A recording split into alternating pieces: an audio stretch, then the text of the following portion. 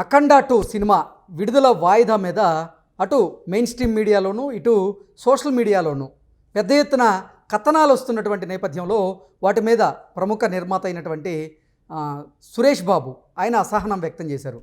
ఒక సినిమాకి ఆర్థికపరమైనటువంటి సమస్యలు ఉంటాయి, వాటిని బయట పెట్టాల్సిన అవసరం లేదు అంటూ సురేష్ బాబు గారు కొన్ని వ్యాఖ్యలు చేసినటువంటి నేపథ్యంలో ఆయన వ్యాఖ్యల మీద మనం పూర్తి స్థాయిలో విశ్లేషణ చేసుకుందాం. ప్రస్తుతం మనతో పాటున్నారు ప్రముఖ సినీ రాజకీయ విశ్లేషకులు, ప్రముఖ సీనియర్ జర్నలిస్ట్ శ్రవణ్ కుమార్ గారు. వారితో మాట్లాడదాం. శ్రవణ్ గారు నమస్తే అండి. నమస్తే అండి. అఖండ 2 విడుదల వాయిదా పడినటువంటి నేపథ్యంలో ఇటు మెయిన్ స్ట్రీమ్ మీడియాలోనూ ఇటు డిజిటల్ మీడియాలోనూ పెద్ద ఎత్తున కథనాలు వస్తున్న నేపథ్యంలో ప్రముఖ నిర్మాత అయినటువంటి సురేష్ బాబు ఆయన వాటి మీద అసహనం వ్యక్తం చేశారు. ఒక సినిమాకి ఆర్థికపరమైనటువంటి సమస్యలు ఉంటాయి, ఆ సమస్యలను బయట పెట్టాల్సినటువంటి అవసరం లేదన్నట్టుగా ఆయన మాట్లాడుతూ ఉన్నారు. ఏంటి ఆయన వ్యాఖ్యలను ఎలా చూడాలండి? అఖండ 2 వాస్తవానికి ఈరోజు డిసెంబర్ 5వ తారీఖు భారీ ఎత్తున విడుదల కావాల్సి ఉంది. చాలా సినిమాకు బజ్జు బాగా వచ్చింది. అంటే సంక్రాంతి పండగ ఒక నెల ముందే చేసుకోవడానికి తెలుగువారు మొత్తం కూడా ఎదురు చూస్తున్నటువంటి విధంగా ఉండే ఆల్ ఆఫ్ సడన్గా ఒక దుర్వార్త, బ్యాడ్ న్యూస్గా వచ్చింది. ఏమిటంటే అఖండ 2 కోర్టు ద్వారా ఇంజక్షన్ ద్వారా విడుదలను ఆపుదల చేశారు. అదేదో సమస్య పరిష్కారమైందని ఒక దశలో విన్నప్పటికీ కూడా అది కాలేదు. కోర్టు ఆర్డర్ ప్రకారం ఆపవలసి వచ్చింది. అది దీంతో డిసెంబర్ 4వ తారీఖు బెనిఫిట్ షో కూడా అయిపోయింది. 5వ తారీఖు ఓపెనింగ్ లేదు, 6వ తారీఖు అన్నారు. ఈ రోజు వరకు అంటే ఇప్పుడు మనం 5వ తారీఖు మాట్లాడుతున్నాం, మధ్యాహ్నం తర్వాత మాట్లాడుతూ ఉన్నాం. ఇంతవరకు అయితే కొలిక్ రాలేదు.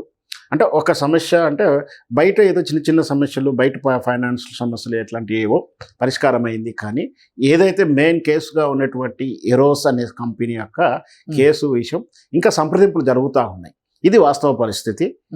మీరు మీడియాలో విన్నటువంటి రకరకాల కథనాలు, రకరకాల మంది ఇన్ని వేల కోట్లు బాకీ అని, లేదా వాళ్ళు ఇంతమందికి బాకీ అని చెప్పేసి ఏదో అప్పులు ఉన్నాయని చెప్పేసి వివిధ రకమైన రూమర్స్ క్రియేట్ చేస్తూ ఉన్నారు సినిమా మీద.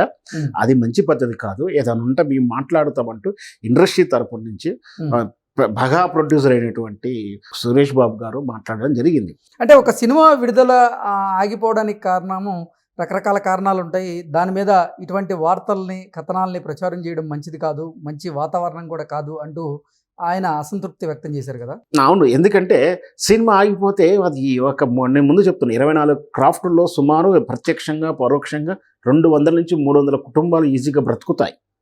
ఒక సినిమా బాగా జరిగితే ఆ 300 కుటుంబాలకు మంచి జరిగినట్టు. ఒక సినిమా నష్టం వల్ల అయితే ఆ 300 కుటుంబాలు భవిష్యత్తు రేపటి నుంచి బ్రతికెట్లా అన్నట్టు కూడా ఉన్నటువంటి పరిస్థితులు. అంటే అన్నీ బాగుంటేనే సక్సెస్ రేట్ ఎంత ఉంటుందో చెప్తున్నారు. 2%, 3%. 100 సినిమా రిలీజ్ అయితే 2% సినిమాలు మాత్రమే సక్సెస్ రేట్ ఉంది. ఇంత క్రిటికల్ దాంట్లో వాంటింగ్ని మనం కావాలని గ్లిడ్జ్ పెట్టుకొని ఇట్లా సినిమా ప్రాపగండం చేస్తూ అంటే సంప్రదిస్తే జరిగిపోయేటువంటి సమస్య, ఘోరంత సమస్యను కొండంత తీసుకొచ్చుకొని సినిమా ఇండస్ట్రీని బదనాం చేయడం కానీ, సినిమాని ఇక్కట్లు పాలు చేయడం తగదు అంటూ సురేష్ బాబు గారు చెప్తున్నటువంటి ఉద్దేశం. ఓకే, అంటే సురేష్ బాబు గారి మాటలను ఎలా చూడాలి? నిజంగా ఈరోజు మొత్తం మెయిన్ స్ట్రీమ్లోనూ అలాగే డిజిటల్ మీడియాలో ఎక్కడ చూసినా కానీ అఖండ 2 విడుదల వాయిదా పడిన దాని గురించే ఎక్కువగా ప్రస్తావిస్తూ ఉన్నారు. ఏంటి అసలు? అంటే రకరకాల కారణాలు అయితే ఉన్నాయి. కొంతమంది ఏమో ఈరోజు సంస్థకి 14 రీల్స్ ఎంటర్టైన్మెంట్ సంస్థ నిర్మాతలు ఎవరైతే ఉన్నారో వారు 28 కోట్ల రూపాయలు బకాయి ఉన్నట్లుగా, అలాగే మరికొంతమంది డిస్ట్రిబ్యూటర్లకి, ఫైనాన్సియర్లకు కూడా మొత్తంగా ఈ సంస్థ ప్రొడ్యూసర్లు 70 కోట్ల వరకు బకాయిలు ఉన్నట్లుగా రకరకాల వార్తలు వస్తూ ఉన్నాయి. సినిమా విడుదల వాయిదా పడడంతో బాలయ్య బాబు గారు ఆ ప్రొడ్యూసర్ల మీద ఫైర్ అయినట్లుగా రకరకాల వార్తల్ని మనం చూసాం. ఏంటి అసలు దేంట్లో వాస్తవం ఉంది? ఏది నమ్మాలి? ఏం జరుగుతుంది అసలు? దీంట్లో మనం మీడియాలో వింటుంది అంత కూడా నిజం కాదు. అంటే అమౌంట్ ఫిగర్ కూడా అంత నిజమైన కాకపోవచ్చు. ఏది జరిగినా కూడా రెండు పార్టీలు అంటే ఇచ్చినవాడు తీసుకున్న వాళ్ళు వ్యక్తిగత విషయాలు, వ్యవహారాలు అవి అంటే ఇంతకుముందు చెప్తున్నట్టు ఆధారాలు లేకుండా రాయడం కానీ, ఏదో 4 కోట్లు 10 కోట్లు ఉన్న దానికి 100 కోట్లు అని రాస్తున్నటువంటి కొంతమంది మీడియా సంస్థలు మనం చూస్తూ ఉన్నాం. సోషల్ మీడియాలో అట్లాంటి రూమర్స్ క్రియేట్ చేస్తూ ఉన్నారు. వాస్తవానికి ఇక్కడ ఇష్యూ మాత్రం only heroes company and 14 release అనే సినిమా ప్రొడక్షన్ కంపెనీకి మాత్రమే ఇష్యూ. మిగతా అన్నీ కూడా కూర్చొని మాట్లాడితే సెటిల్ అవుతుండొచ్చు, లేదా అసలు ఎవరు. నిన్న ఒక దశలో మద్రాస్ హైకోర్టు ఈ సినిమా విడుదలకి స్టే ఇచ్చిన తర్వాత కోర్టు బయట సెటిల్మెంట్ జరిగేటువంటి అవకాశం ఉందని చాలామంది భావించారు. ఈవెన్ నందమూరి బాలకృష్ణ గారి అభిమానులు కూడా సినిమా విడుదలైతే వాయిదా పడదు, ఖచ్చితంగా సినిమా విడుదలవుతుంది అంటూ వారైతే రంగం సిద్ధం చేసుకున్నారు. పాపం సినిమాకి వెళ్ళాలనుకున్నటువంటి ప్రయత్నం కూడా చేశారు. అనుకునే పరిస్థితుల్లో సినిమా అయితే వాయిదా పడాల్సినటువంటి పరిస్థితి చూసాం. అంటే ఈరోజు సంస్థకి 14 రీల్స్ ఎంటర్టైన్మెంట్ సంస్థ 28 కోట్ల రూపాయల బకాయిలు ఉండటంతో పాటుగా మరికొంతమందికి కూడా బకాయిలు ఉందనేటువంటి వార్తలు అయితే బయటికి బలంగా వచ్చాయి. సో దాని మీద బాలయ్య బాబు గారు ప్రొడ్యూసర్ల మీద సీరియస్ అయినట్లుగా ఈ ఫైనాన్స్ అంశాన్ని చివరి వరకు నా దగ్గర ఎందుకు దాచిపెట్టారు, ఇప్పుడు మీరు నా దగ్గరికి ఎందుకు వచ్చారు అంటూ ఆయన అసహనం వ్యక్తం చేసినట్టుగా రకరకాల వార్తలను చూసాం.